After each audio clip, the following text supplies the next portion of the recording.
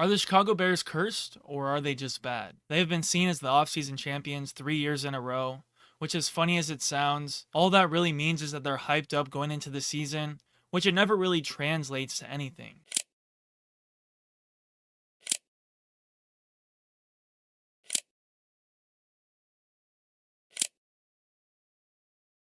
Over these past 3 years, it started with the DJ Moore trade slash Bryce Young trade, where they gave up the first pick of the draft for DJ Moore, Darnell Wright, Tyreek Stevenson, Caleb Williams, and it's seen as a fleece. Now, with Bryce Young kind of coming on and Caleb having an underwhelming season, how much of a fleece is that really? Then, last year, we saw the addition of Caleb Williams and Roman Dunze, two guys who we had a lot of high hopes for as Bears fans and maybe even NFL fans. But what did that translate to? It translated to an obvious problem of Matt Eberflus, who had to leave during the season, three different offensive coordinators, a bad and regressing defense, and a total of 5 wins with a relatively easy schedule. Now, obviously, the NFC North is a hard division and arguably one of the best in the whole NFL, if not the best. Now, this year, they have gotten the addition of Ben Johnson, Dennis Allen, Luther Burden, Colston Loveland, Joe Tooney, Drew Dalman, Jonah Jackson. Jonah Jackson, a guy who has never played a full season before. Drew Dalman, who's coming off his first healthy season in his career. And Joe Tooney really being the only proven addition who we don't even know how he will blend with this offensive line. Now, I think obviously Ben Johnson is a good addition, someone who has proven offensive success in the NFL. But how much of that was the Lions? How much of that was the team he had built around them? Arguably the best offensive line in the NFL. Guys like Amon-Ra St. Brown, Jahmyr Gibbs, Jameson Williams, Jared Goff, who has always been good in structure. But can we see this continue with Ben Johnson coming to the Bears? I think we can, but I think it will take time. The Bears have the second hardest schedule according to last year's win totals, and it's likely the team will take a little bit to blend together and mold together within this new scheme, along with new players coming on. It's a relatively young core. Now, the defense has been around longer than normal. They are learning a new system with Dennis Allen, someone who likes to blitz more and play more man coverage, which I think can bode well for that defense. Especially that secondary, I think they can hold up in man, especially if we have the threat of a pass rush. But that defensive line is nothing to write home about, in my opinion. The linebacking group is pretty league average, I would say. Tremaine Edmonds is not the player he used to be. TJ Edwards, I think, is an underrated piece.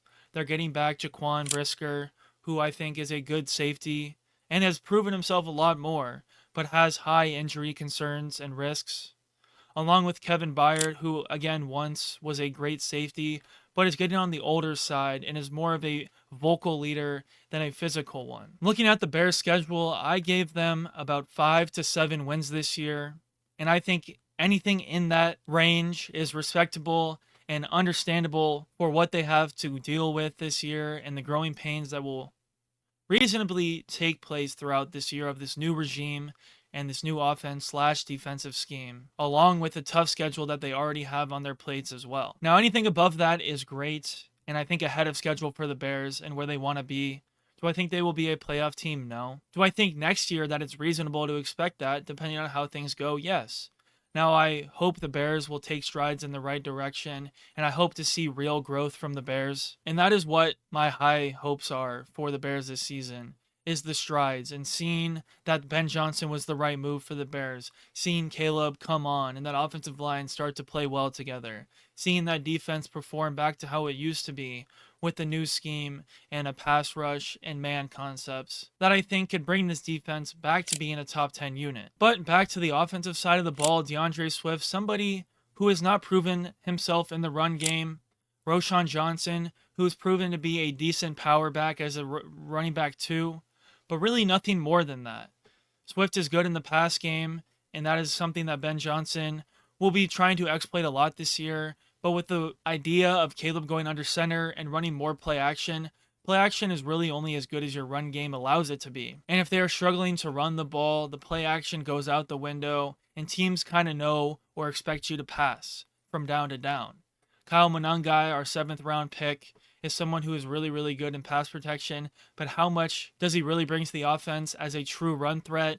That's yet to be seen. And someone who really wasn't drafted because of his run threat ability. Someone who Ben Johnson knew could protect Caleb in the pocket and give him that extra second, with a new offensive line coming together who hasn't played together, and scheme can only hide those flaws so much. Now, as excited for the Bears as I am, I understand that my expectations are going to be higher than the actual reality of the team in the season, which is why I have to bring myself back down to earth and look at it from an outside perspective, but also from an informed perspective from what I know about the Bears and these players from watching the team year to year. Do I really think the Bears are cursed? No. I think they've been a bad team who haven't hired the right coaches, who haven't gotten the right players in the building, and frankly just have a bad owner. And maybe this all could be masked by Ben Johnson and Dennis Allen, and somehow they turn this culture around, but at the end of the day, I see a future that ends with things not going the way we want because of ownership and within organization moves that could have gone our way but didn't because of the top. And everything starts at the top and you work down. It is a team sport, and unless everyone can work together, there's only so far your team can go. Look at the Bengals, for example. The ownership has been so bad. And as good as Joe Burrow, Jamar Chase, T. Higgins is, they couldn't even make the playoffs last year because of the moves that the ownership made, letting their defensive players go, keeping Zach Taylor around, someone who hasn't really elevated that team in his own right. Now, I hope this isn't the direction I see the Bears go, and I have faith that I'll see them trend in the right direction, and by 2026 being a playoff contender team, but that's only the start. You want them to get into Super Bowl contention and be good enough to win the Super Bowl. Is that going to happen? I don't know. It's yet to be seen. But right now, all I can hope for is a playoff level team, and that's what I expect by next year. In my eyes, the Bears have a long way to go, and I'm excited to see what they can do with this new personnel. But until proven, the Bears are plain and simply just bad.